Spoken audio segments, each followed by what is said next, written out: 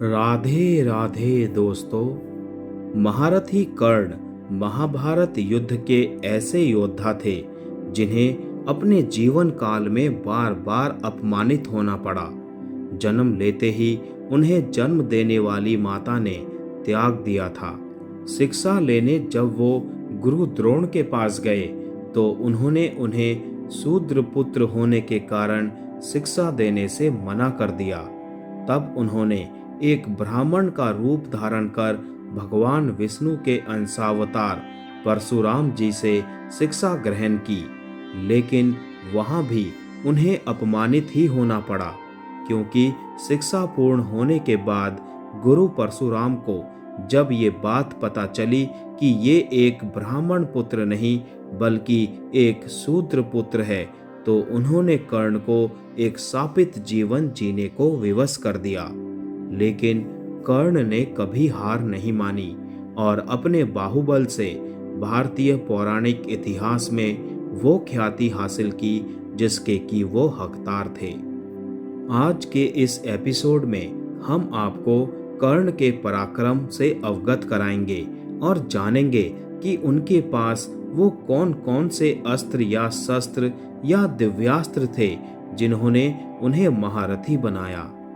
कर्ण महाभारत के वो धर्मिष्ठ योद्धा थे जिन्होंने अधर्म यानी दुर्योधन की ओर से युद्ध लड़ा था, लेकिन उन्होंने कभी भी युद्ध नीति को भंग नहीं किया और न ही कौरव सेना के सेनापति रहते हुए कोई छल होने दिया। महारथी कर्ण के पास जो सबसे शक्तिशाली अस्त्र था वो था गुरु परशुराम का दिया विजय धनुष। कर्ण का ये धनुष एक दिव्य धनुष था जिसे उनके गुरु परशुराम जी ने उन्हें दिया था।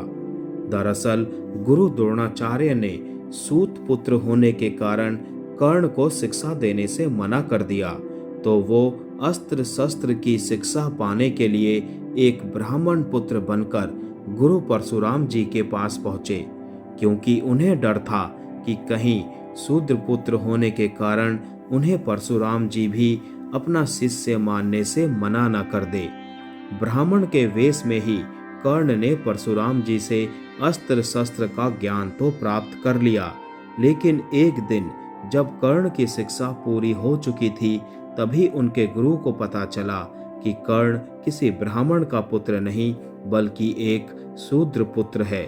तब अपने क्रोध के लिए विख्यात भगवान परशुराम जी ने कर्ण को श्राप दे दिया कि तुमने मुझसे धोखे से शिक्षा प्राप्त की है, इसीलिए जब तुम्हें मेरी दी हुई शिक्षा की सबसे ज्यादा जरूरत होगी उस समय तुम सब कुछ भूल जाओगे। परंतु कर्ण ने वेश बदलने का कारण बताया। तब गुरु परशुराम का क्रोध शांत हुआ और उनका मन व्यथित हो उठा।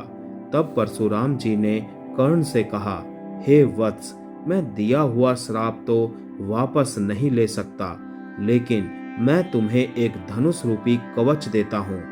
जब तक ये धनुष तुम्हारे हाथों में रहेगा तब तक तीनों लोकों का कोई भी योद्धा तुमसे जीत नहीं पाएगा। गुरु परशुराम के इसी धनुष का नाम विजय धनुष था। कर्ण ने अपने इस धनुष का इस्तेमाल या तो दिव्यास्त्र चलाने के लिए किया या फिर अर्जुन के साथ युद्ध करते समय। बाकी के सारे समय वो एक साधारण धनुष से ही कुरुक्षेत्र में युद्ध करते रहे। महाभारत युद्ध के 17वें दिन अर्जुन और कर्ण के बीच युद्ध चल रहा था। तभी कर्ण ने एक बाण अर्जुन पर चलाया जो साधारण बाण से अलग था। इस बाण को अर्जुन की ओर आता देख भगवान श्री कृष्ण समझ गए कि वो बाण नहीं, बाण रूपी अश्वसेन नाग है। तब उन्होंने अर्जुन को बचाने के लिए अपने पैर से रथ को दबा दिया। भगवान श्री कृष्ण के ऐसा करने से रथ के पहिए जमीन में धंस गए, साथ ही रथ के घोड़े भी झुक गए। तब वो बाण रूपी अश्वसेन अर्जुन की जगह अर्जुन के मुकुट पर जाकर लगा। वार के खाली जाने के बाद अश्वसेन कर्ण की तर्कस में वापस आ गया और अपने वास्तविक रूप में आकर कर्ण से बोला, हे अंगराज, इस बार ज्यादा सावधानी से संग्राम करना। इस बार अर्जुन का वध होना ही चाहिए। मेरा विष उसे जीने नहीं देगा।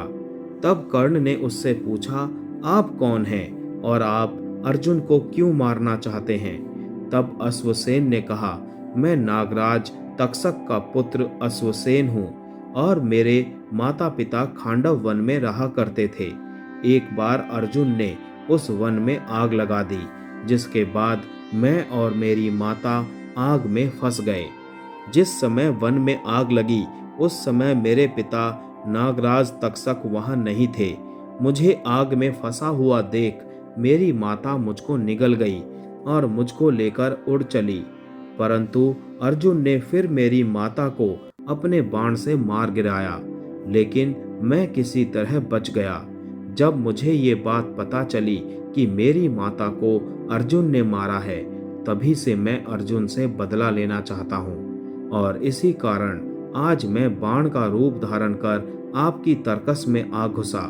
इसके बाद कर्ण ने उसकी सहायता के प्रति कृतज्ञता प्रकट करते हुए कहा, हे अश्वसेन, मुझे अपनी ही नीति से युद्ध लड़ने दीजिए। आपकी अनीति युक्त सहायता लेने से अच्छा मुझे हारना स्वीकार है। ये शब्द सुनने के बाद काल सर्प कर्ण की नीति निष्ठा को सराहता हुआ वहां से वापस लौट गया। ये तो सभी जानते हैं कि कर्ण जैसा योद्धा अपनी दानवीरता के लिए भी जाना जाता है। इसी दानवीरता के फलस्वरूप उसे इंद्र की वसाबी शक्ति प्राप्त हुई थी। ये एक ऐसा अस्त्र था जिसे कोई भी अस्त्र काट नहीं सकता था।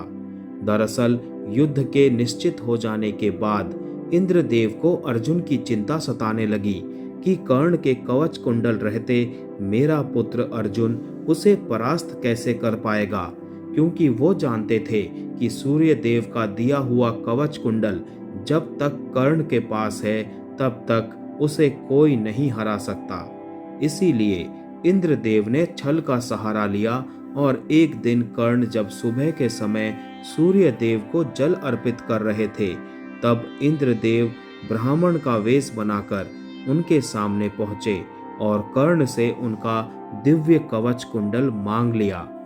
क्योंकि सूर्य को अर्घ्य देते समय कर्ण से कोई कुछ भी मांगता तो वो मना नहीं कर सकते थे।